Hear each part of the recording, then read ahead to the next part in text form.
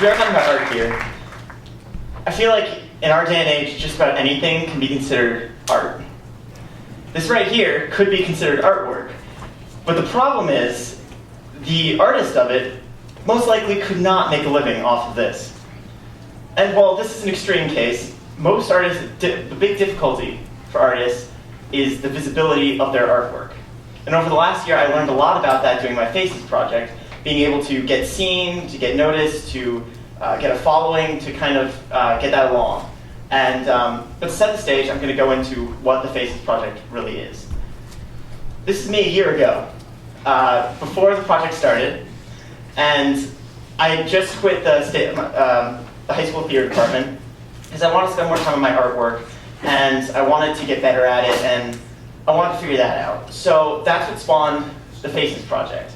This is the first face, and the project itself is basically I would take people's pictures on Facebook, and I would draw a portrait based off of it. And it was a joint project to improve my artistic skills, and also to kind of get known by my peers and by the artistic community as a whole. And so this is how it started. It was inspired by artist Sean Cheeks Galloway, who is a, in my opinion, famous cartoon artist. And he, as a kid, he really wanted to be a caricature artist. But when he got a job as doing caricatures at SeaWorld, he only lasted a month. He said one kid asked why his sister looked like a boy in the drawing. And so he kind of gave that up. But then fast forward a few years, and he's a famous, or again, in my opinion, but he's worked for DC Comics and Marvel Comics, and he's really, really talented. And so he decided to give it another go. And he asked people to email him photos of themselves doing funny faces. And so that started his Ugmugs project. And he only got through about 20 or 40 or so.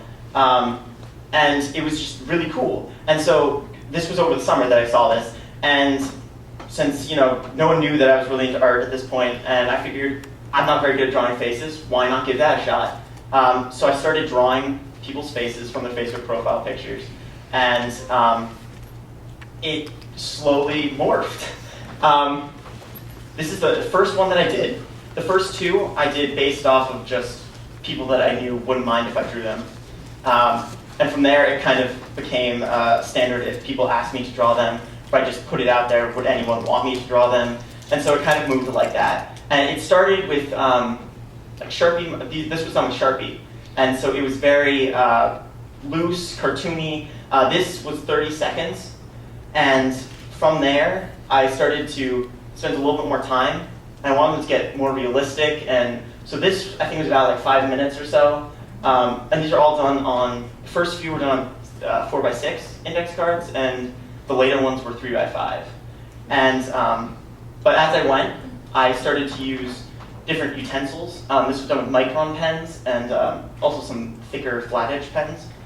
And then it got to the point where I really made them look how I wanted them to look. I wasn't worrying about time. I think this took me 20 to 30 minutes.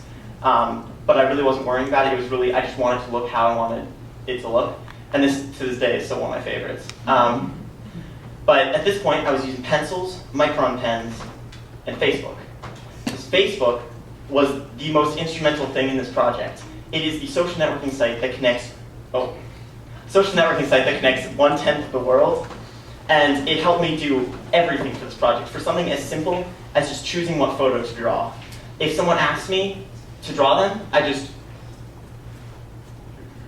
go to their profile page and go through their photos, find a photo that I liked or that they asked for, and then I draw it.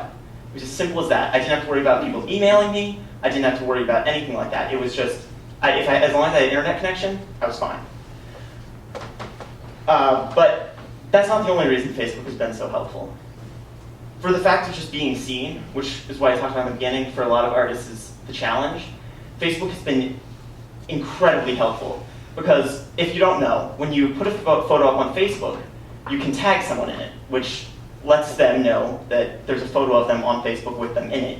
And it lets them see it, and it lets them know it's there. But at the same time, it also lets all of their friends see it. It doesn't notify them, but it lets them, they have the chance to see it. But at the same time, since it's my photo, all of my friends can see it as well. So assuming that there's some overlap in our friend groups, that's about 1,000 people that can see that photo. Not necessarily that they will, but there's the chance that they can. But that's not always been the case. Look at Hans Vermeer. He was one of the greatest masters of all time, and yet he died in almost complete poverty. And that's because he relied on one person for his money and his livelihood, and that was his patron. If the patron didn't like his artwork, if he couldn't sell it, if anything like that, he'd go hungry. And so it's things like that make our age a little different. Even the ceiling of the Sistine Chapel, considered one of the greatest artworks in history, by Michelangelo, was commissioned by the church. If it wasn't for the church, this wouldn't be in existence, because Michelangelo had to rely on these people who were paying for these incredible paintings. But that's because things have changed now. Nowadays, with the internet and with Facebook, there are all these different things that you can do. DeviantArt.com is an artistic community where artists can upload art and get critiques and reviews and talk with other artists. As of last August, there were 14.5 million members. Even for more publishable things, such as xkcd.com, a meaningless strand of letters, don't even try to figure out what it means, was created by the physicist Randall Munro back in 2006 when he decided to quit working for NASA. He started publishing this 3 days a week, and it's free, but he makes a living completely off the merchandise sales from the website. And he hasn't released any data for the website, but based off his message boards, where there are over 100,000 members, I'm assuming it's pretty big. It has even helped self-publishing. This is a website called remindblog.com by Jason Brubaker, who is an artist for DreamWorks Pictures. He decided to create a graphic novel, and so he started posting pages on his blog and started writing about the experience, and soon 10 hits a day became 1,200, and he soon had 1,000 subscribers to the website. And so when he finally decided to publish it, he already had 460 pre-orders before anything had even been produced. Even animation. This is a web animation called Unforgotten Realms. And it's free to watch, but he makes his money off merchandise from the series and for advertising on the website, completely based off that. But what does this have to do with everyone? What does this have to do with my project and everyone as a whole? It's this conflict of old versus new. How back in Vermeer's time, you had to rely on one patron to support your entire livelihood. But nowadays, with the web and with all these things out there, you can rely on thousands, hundreds of thousands of people to give you a tiny bit of support to build up and make enough to actually live off it, or even just be seen. And it's what's gotten me from this to this.